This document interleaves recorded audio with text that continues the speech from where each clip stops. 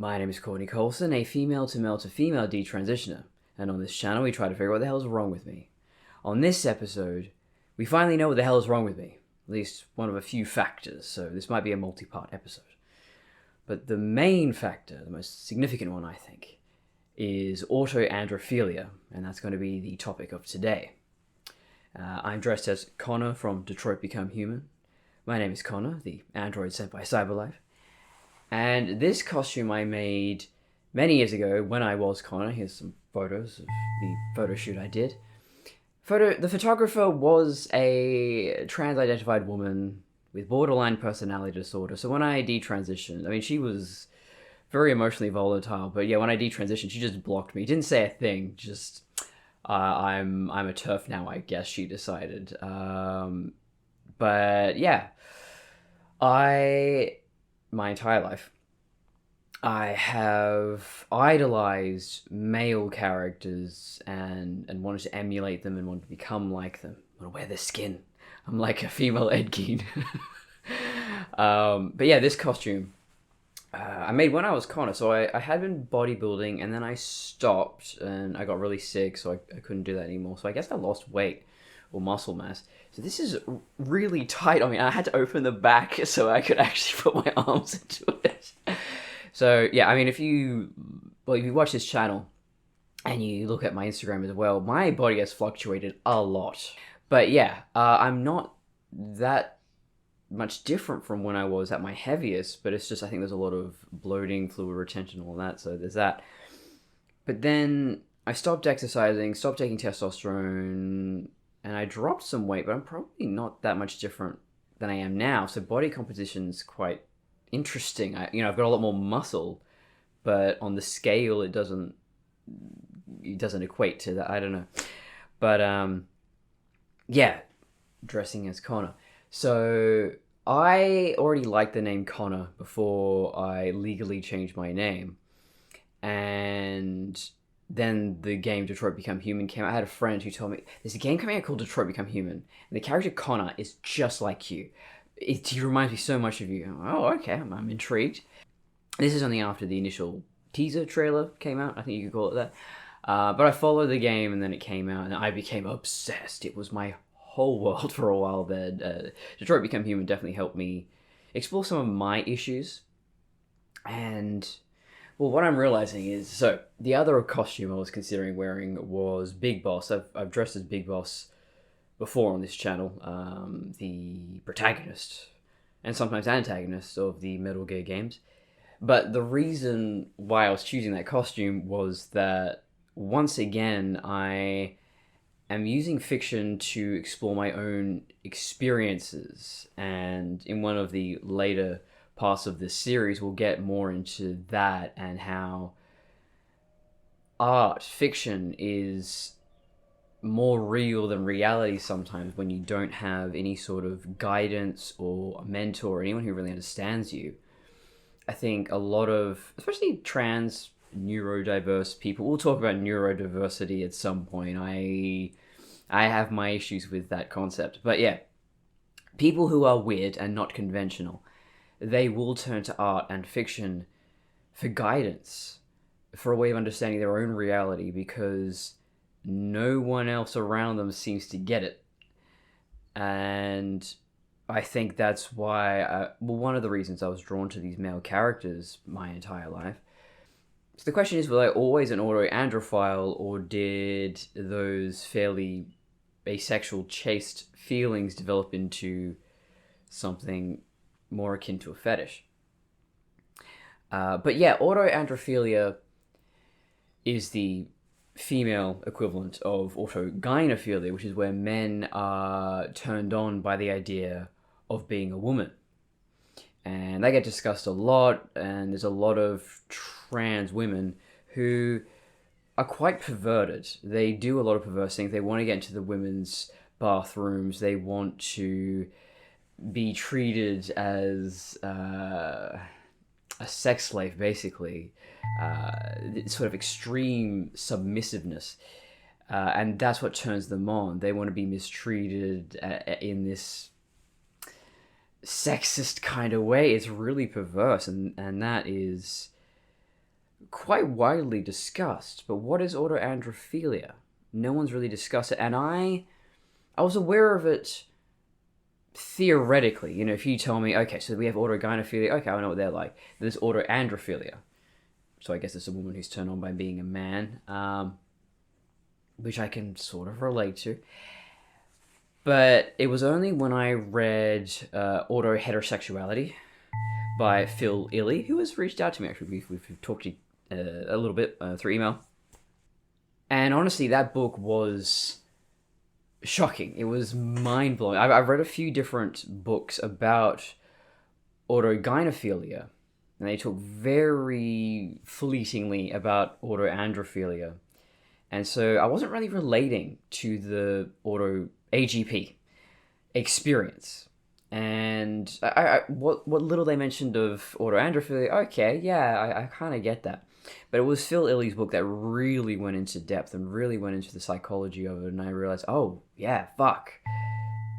Yeah, that's very much how I am.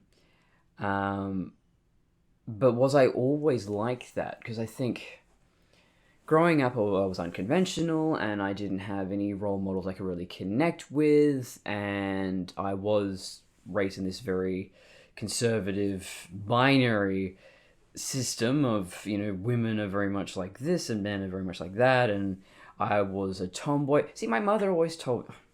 How we got, I don't know, 10 minutes in before I mentioned my mother. But yeah, my mother said, oh, well, I was a tomboy growing up, but then she would always follow that with, but then I grew up out of it.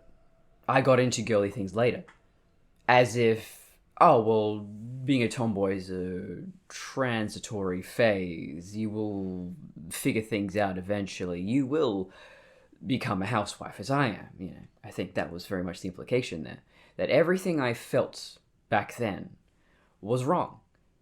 And now I realize, no, the way I felt was absolutely correct, and now I'm back to who I was before I hit puberty. But not to digress too much. There's so much context I need to give you, especially if this is your first video of mine. So yeah, it kind of gets complicated, and why every episode is about an hour long. I'm sorry. So there's the book Men Trapped in Men's Bodies, which of course doesn't talk much about women trapped in women's bodies. But they suggest that these autoheterosexualities, which they don't use that term, Phil Illy does in autoheterosexuality. But yeah, so I'm going to use the word autohet, it's just much easier. So men trapped in men's bodies say that autogynephiles have this misdirected attraction, where there's something wrong with, instead of perceiving someone else who is attractive, I'm attracted to them, I want to be with them, there's this flip that they go, no, I want to be with them, but I also want to be them. And that was the light bulb moment for me, where I went, oh, that explains something. That explains a lot of things. So before detransitioning, I was completely asexual, no interest in relationships, even physical contact, and I had the symptoms of autism at the time, so I was happy to just be an isolated, emotionless robot, which is where Detroit Become Human kind of connected with me. So I didn't really look at men or women in any particular way, and then before I transitioned, I got into the Super Who lock, so I loved Doctor Who, Supernatural, and Sherlock, and I was obsessed with Benedict Cumberbatch for whatever reason. I even saw him live in Sydney. Supernova did this thing where he was just on stage doing a Q&A, then doing photos, whatever. Here's a photo of me meeting him. I kind of big dogged him a little bit, and that's what I realized is, he's kind of a weenie, and he's not that cool at all, actually. So yeah, after that I stopped liking him. Never meet your heroes, folks. But yeah, I can see now that the reason I'm connecting with all these male characters is because female characters never get that same level of depth. So you're connecting more. A lot of these Okay, let's talk about all the other autoandrophile little girls out there who are non-binary and transmasc and all that fucking bullshit. Yeah, a lot of them love anime. And they love the pretty little boys because they want to be the pretty little boy. There's very much a type that they go for, this kind of Peter Pan thing that they're really attracted to. And in my case, who was I attracted to? So I didn't want to be with anyone. I never really had. I tried, actually, when I was in the early stages of puberty. I was obsessed with Legolas in Lord of the Rings, which I think every teenage or teenage girl was around 2003. But yeah, I was like, oh, I'm really fascinated by this guy. I don't know why. I just love looking at him. And so I tried to imagine being in a relationship with him. And it was like, ew, no. I just want to be him, I realized. And yeah, I didn't really think about men in any kind of way for many years, other than wanting to be them. And when I was trans, so... I think it was David from Prometheus was the first one. I just had this complete obsession with Michael Fassbender. So, unlike a lot of AAP girls, autoandrophile, yeah, AAP sounds weird. Yeah, unlike a lot of AAP girls, I wasn't going for the twink. I was going for someone who I would view as the pinnacle of the masculine form. I think Fassbender has the perfect, torso ratio, and his shoulder to hip ratio is incredible. He's the perfect man. That's why he was cast as not one but two robots. He was clearly made in a lab. But even then, so Connor and David, clean shaven, kind of androgynous, not played by androgynous men, but in terms of the styling, very clean cut, clean shaven, stylish, tailored. So, very much speaking to what females are into, the female gaze, if you will. Gaze, G-A-Z-E, not G-A-Y, anyway. But then detransitioning, I wasn't really looking at men in that AAP kind of way for a while. That's a whole long story. Maybe that's a whole other video, but my journey from detransitioning, going super girly and feeling super feminine because my hormones were going nuts, and then that kind of tapering off, and then the dysphoria came back and the autoandrophilia came back. I'm actually going to do a book about that. I've got 2 books in the run now. I've actually got 2 books in the works right now. I just love giving myself more shit to do. But yeah, when the dysphoria and AAP came back, I'll talk about hormones and birth control in another episode. So yeah, we'll put that to one side. But when I was feeling that way, I really latched on to Big Boss, Naked Snake, or Venom Snake. They're basically the same visually. And they are as manly as they get. That is the pinnacle of masculine. I don't think anyone can be more masculine than Big Boss. It's not possible. So, yeah, then I was kind of having sexual fantasies at being Big Boss. It was just, I cannot climax unless I'm imagining myself as a man. So, yeah, I realized, and I was reading the Men Trapped in Men's Bodies and Autohet at the same time. I go, oh, okay, that explains a lot. That, ever since I developed a sex drive after I detransitioned, because I didn't have any sex drive before. I was towards the end of taking testosterone, I'd have these kind of psychotic impulses to be violent towards women, but it wasn't really sexual. It was just, I have priapism, and I have this weird, almost sexual violent urge. I don't know, it was frightening. But then when I detransitioned, flooded with all these hormones, but I was very much a lesbian. And also a mechanophile. I was kind of attracted to machines as well, because I think there was a whole robot thing that Connor had. He wanted to be a robot, so there's a whole... I'm pretty fucked up, or I was pretty fucked up. I think I'm, mostly less fucked up. But yeah, I was only attracted to women, and I realized that it was because I could imagine myself in a role that was still maintaining a semblance of masculinity. I wasn't really thinking so much about what my body was or my genitals in relation to an imagined female partner, but yeah, I was really confused and just kind of exploring it and going, well, yeah, I'm only attracted to women. I cannot be attracted to men. I still view them as peers or competition. And then as time wore on, I mean, I would fantasize about certain men, but it was in a very dominant kind of way. I'd love to peg a man one day. I wouldn't say no if the opportunity arose. It's very hard to find men who are willing to do that. You know, you go on the dating apps and they say, "Oh, are you willing to do anal?" Like, yeah, pal, as long as you're willing to return the favor. And they go, "Oh no, I would." Oh, hang on. So what? So you'll do it to me, but I can't do it to you, pussy. So, I mean, generally speaking, I would say I am a lesbian. I've kind of been reluctant to label myself as anything, especially after detransitioning. You know, labels, I think, are kind of bullshit mostly. You know, some have their place, their purpose, as I've said in previous videos. So for convenience sake, I will say I'm a lesbian. It's pretty easy to just convey that idea, you get it. But I don't think that really captures the entire thing. And, well, yeah, so the Autohead book gave me a lot to think about in terms of, well, what a lot of these people struggle with is that a lot of these men will date a woman who is essentially the female version of themselves, and they will dress up, when they go through the transvestism phase, they will dress as their wives.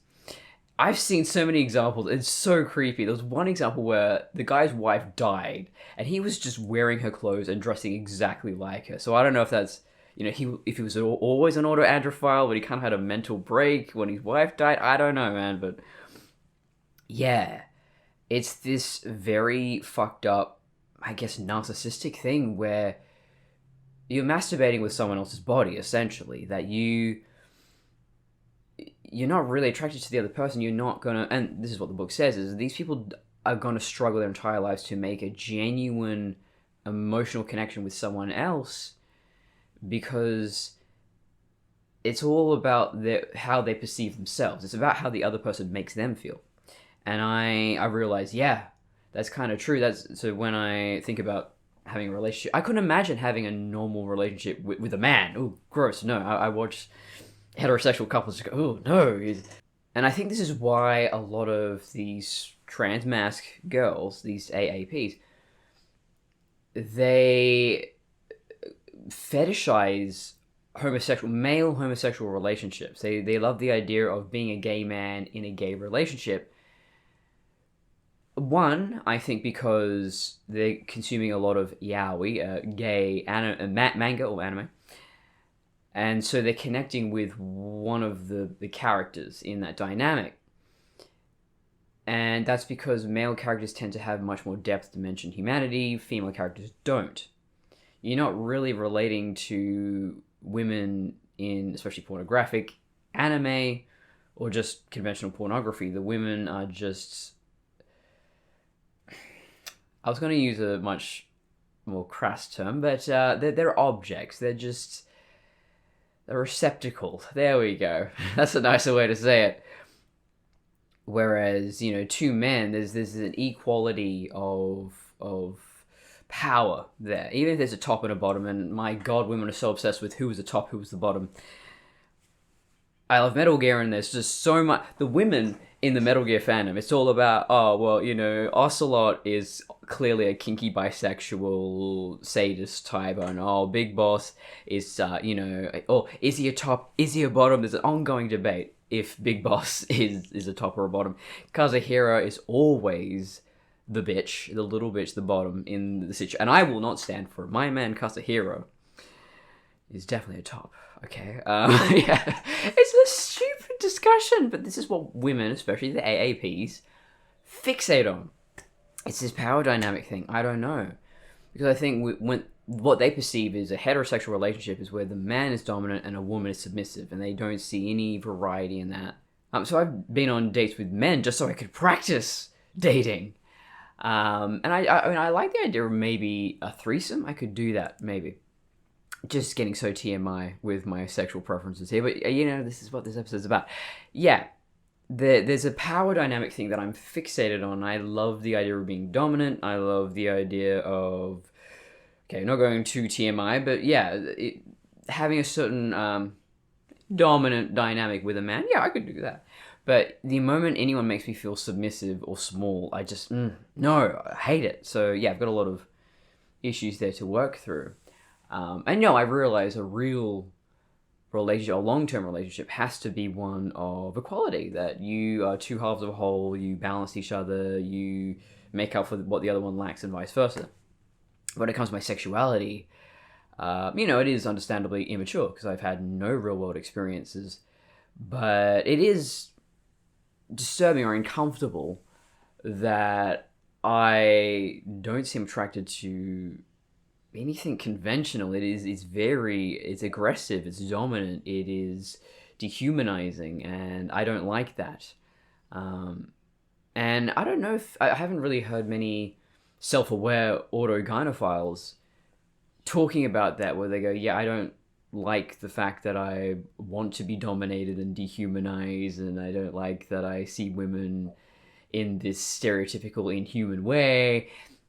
I've never heard that, and I've never really heard any autoandrophiles talk about their experience at all. There's a couple of videos here and there of girls going into it, but they're too squeamish to actually get into the nitty-gritty of what they feel. I'm just so horrified that I feel this way. But yeah, so these books talk about how it's difficult for these people, these men specifically, to form real, genuine relationships and connections with other people. Because it is all about how the other person feeds into your fantasy and makes you feel. And I mean, theoretically right now, as I've just discussed, the way I look at both men and women is about them affirming my masculinity. I've got a huge chip on my shoulder about being short. And I'm bodybuilding to get bigger.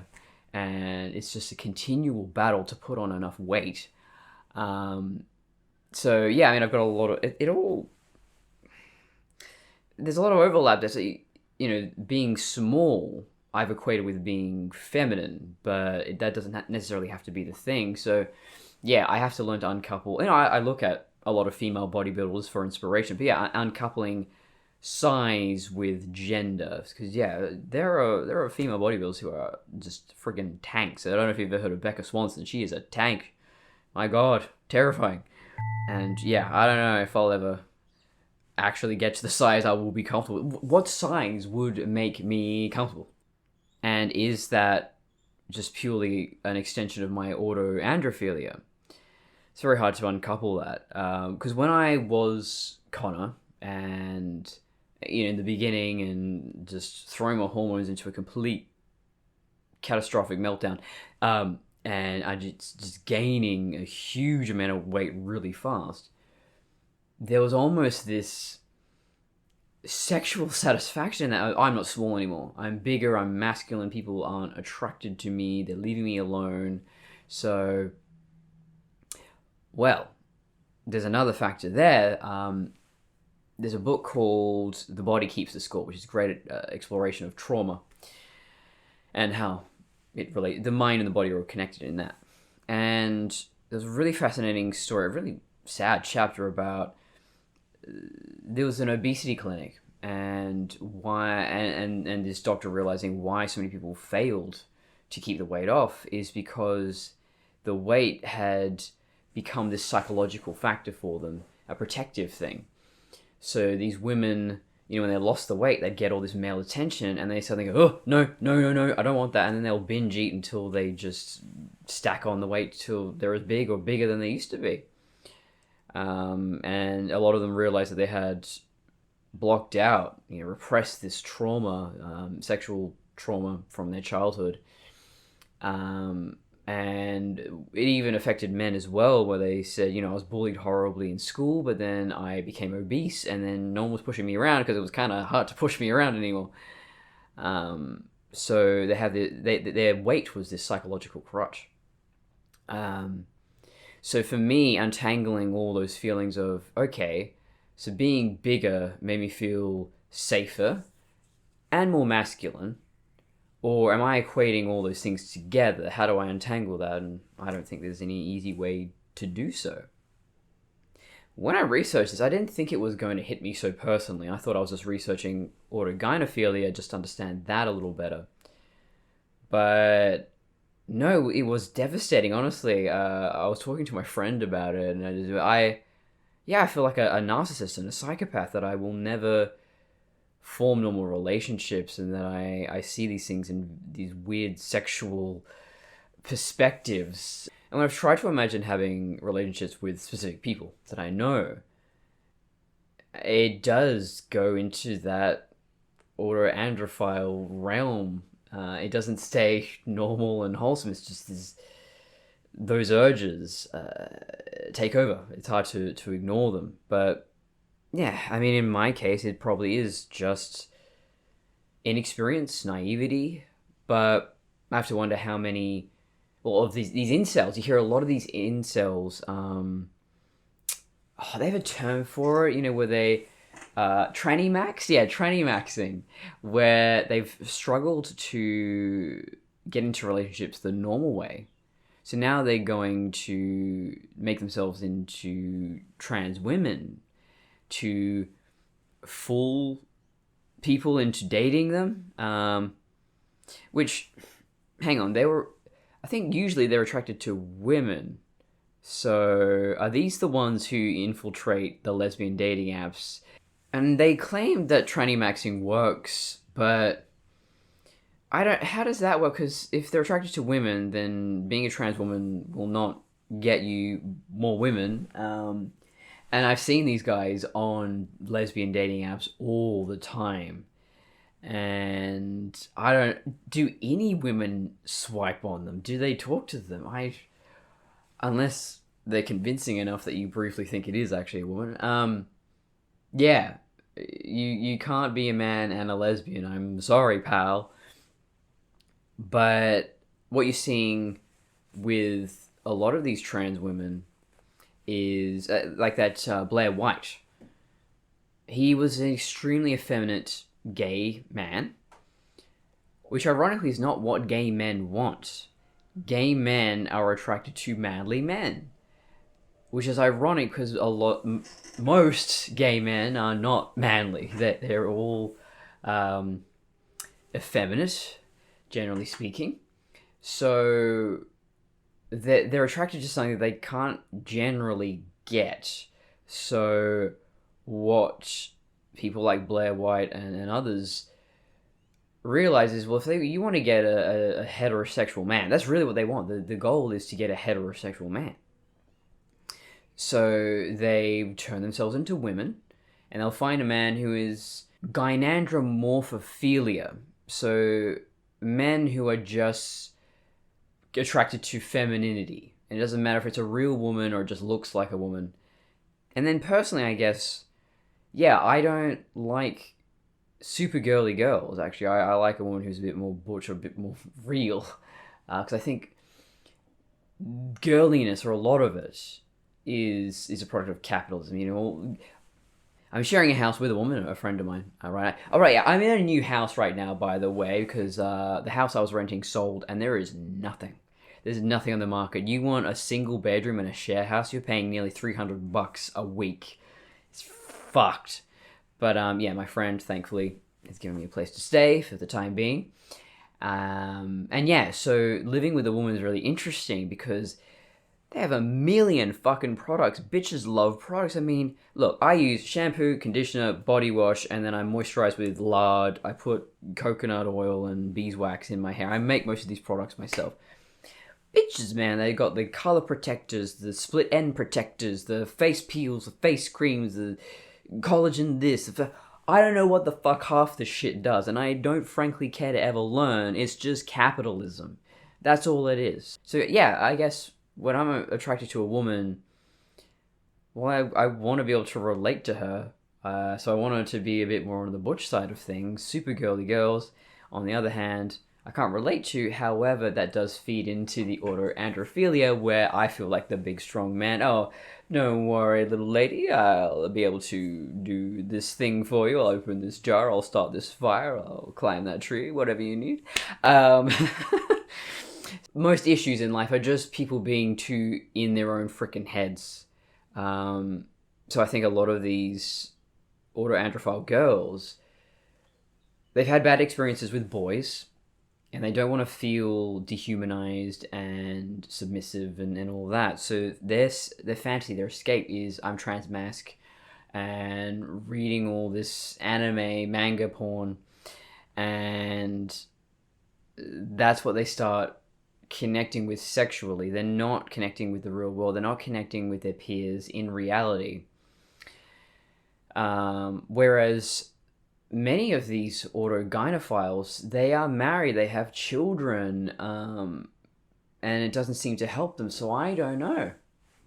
I hope that once I find someone who's willing to date me, that I will just settle into, oh, this is normalcy. This is how I express my sexuality normally, and figure all these things out. So yeah, I will say naivety or inexperience is likely a factor, although it doesn't seem to always, when you get more experience, it doesn't seem to change the fetish, if you will. But yeah, it is shocking to me when you go on these trans male spaces and they talk about who they want to become when they transition. They're always showing these very pretty androgynous boys, which to me says, you're just a butch lesbian. It's fine. You just be butch. It's really sad. Actually, I got kicked out of the r/butch lesbian, the subreddit. I was there for a little while because I thought, oh, thank God, the lesbian subreddit is flooded with autogynephiles because these men just want to be validated, and these women are such handmaidens. They just go, yes, you're so stunning and brave.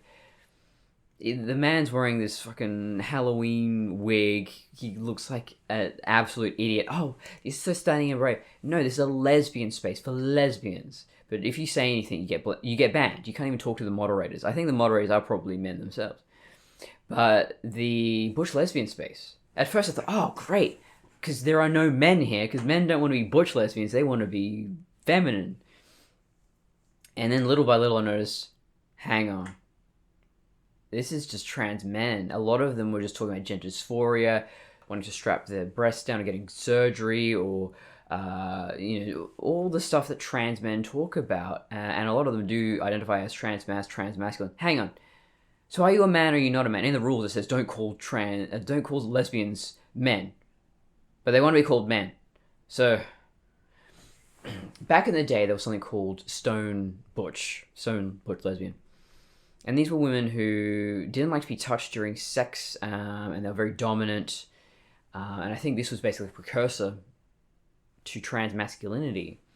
And I think Black Angel is definitely a great example of this. He's a stone butch who was convinced that transitioning was the only way to be happy.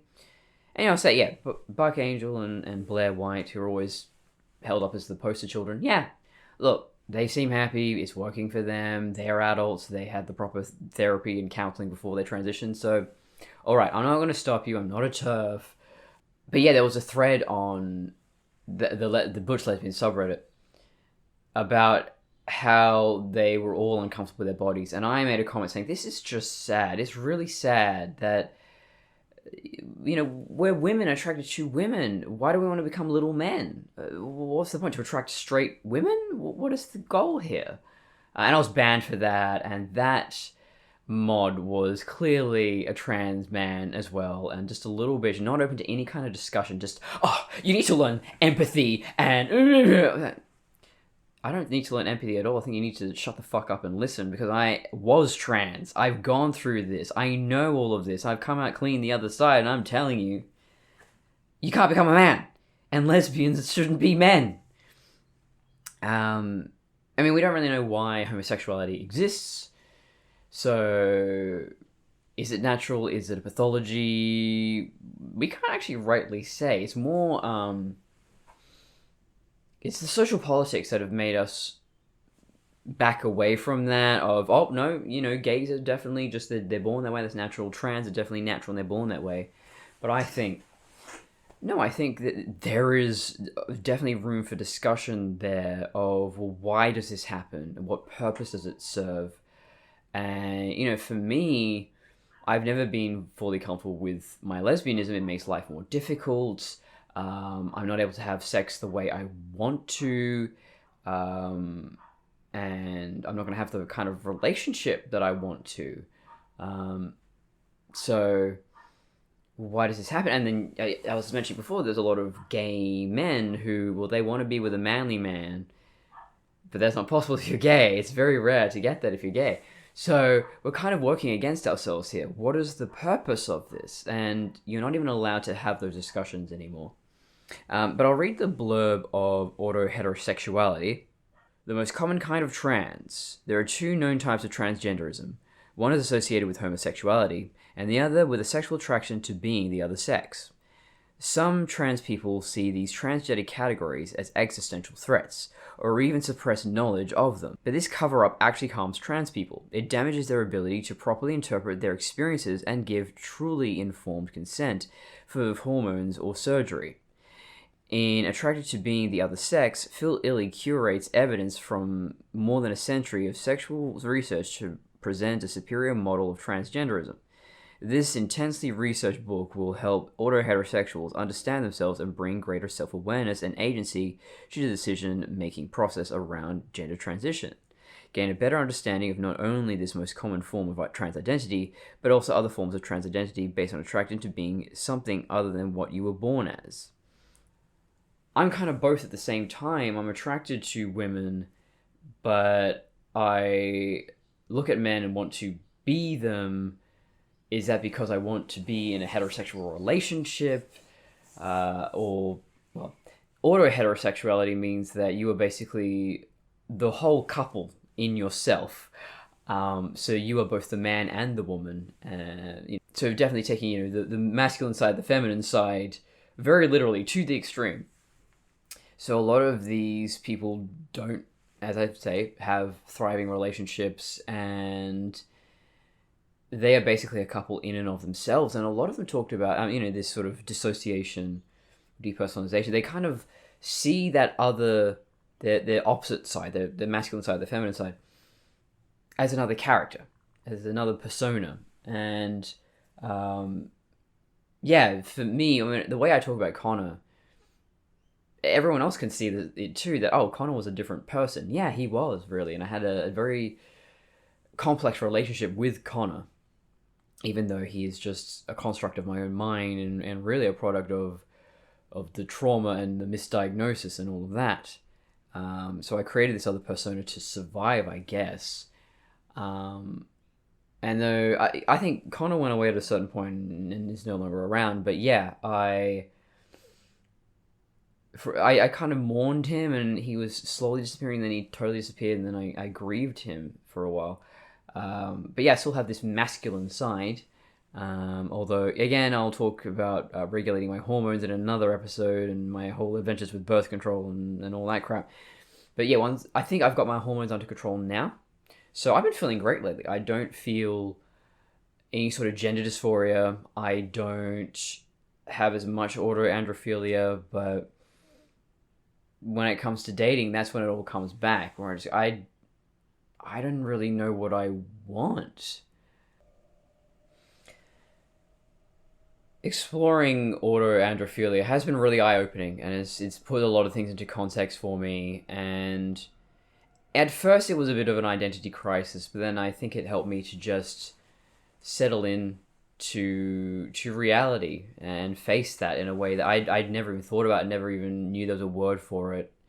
I remember having this dissociative feeling, even at a young age, that I'd feel weird and wrong in my body, and I didn't know what it was. And I wasn't even fixated on appearance or gender or genitals or anything like that, but I was just, I feel weird and wrong. I don't feel real. I don't feel right. And then, I would fantasize about being male characters. And then as I got older, and then I got introduced to the whole transgender thing, I think that switched into fixating on men as the thing I want to be. So no, I don't think I was born an autoandrophile, and I don't know how many people are born with this sexual orientation, fetish, whatever term you want to call it. I think it was definitely a slow process of conditioning and experiences that led me to feel this way. And where I am now, having learned what autoandrophilia is, and looking at the stone butch lesbians, and looking at the current very sad state of the butch lesbian community now, and having friends who encourage me to just dress and present myself in a way that feels true to me, that feels comfortable. I'm getting a lot better. I'm dealing with these issues finally, nearly 32 years of age, getting away from my toxic mother, getting away from toxic femininity, and getting away from capitalism. I know I keep talking about capitalism, but it's purely a product of some ad executive somewhere, madman style, saying, well, we'll market these products to women, we'll market these products to men. It's purely arbitrary. You look at cultures around the world, and the way men and women dress and act and behave is arbitrary. These are cultural ideas that have very little to do with true biology or anything. Nothing tangible. Yeah, so you're either gay or you're a fetishist. You're an autoandrophile or an autogynephile. My God, I've said those many times this episode. Or you can be both. I think I am both. I don't know if there's any particular pattern or rhyme or reason to any of this. Sorry, the chair's clicking. It's not my usual chair. It's complicated. But the fact that no one's discussing it, this is not known by most doctors, is sickening. It's horrifying. Because imagine if you're in the medical profession and someone comes to you with any other kind of problem, and you don't even know the basics of that problem, but you're prescribing treatments when you don't even understand. The fact that they're suppressing this, and I don't even mean the mainstream media, I just mean that the trans movement is suppressing this, that they really want to push this idea of this is natural, that someone is born this way, they really need to be affirmed, they really need to change their sex. We won't talk about the fact that they're actually just gay, turbo gay, or a fetishist, because those make it less legitimate. We are living in a time of extreme censorship. I mean, this is like China. This is like North Korea. The amount of censorship we are facing. Freedom of speech is being harmed. There's a couple of things I forgot to mention. I'll put them in here. One, that there's, the Autoheterosexual book goes into this as well, but the kinds of autoheterosexuality. So there's the sartorial kind, where wearing the clothing of the opposite sex is the erotic part of it. You see this a lot more with men, because everything about women's clothing is sexualized, whereas men's clothing is neutral. It's default. I wear men's underwear now because it's comfortable, not because it's sexual. But that is something worth considering, that maybe that's why it's more common for men to feel this way, because the clothing is so taboo that it takes on this erotic quality, this forbidden quality. And then the other thing I should mention is autogynephiles getting castrated, getting their genitals removed. What often happens is that they will wake up from the surgery and suddenly realize, oh, this isn't exciting anymore. This isn't what I thought it would be, because the arousal is gone. They're not able to be aroused by anything anymore, especially not the surgery they've just done to themselves. So that must be a living nightmare. All right, that about covers it. See you, Space Cowboy.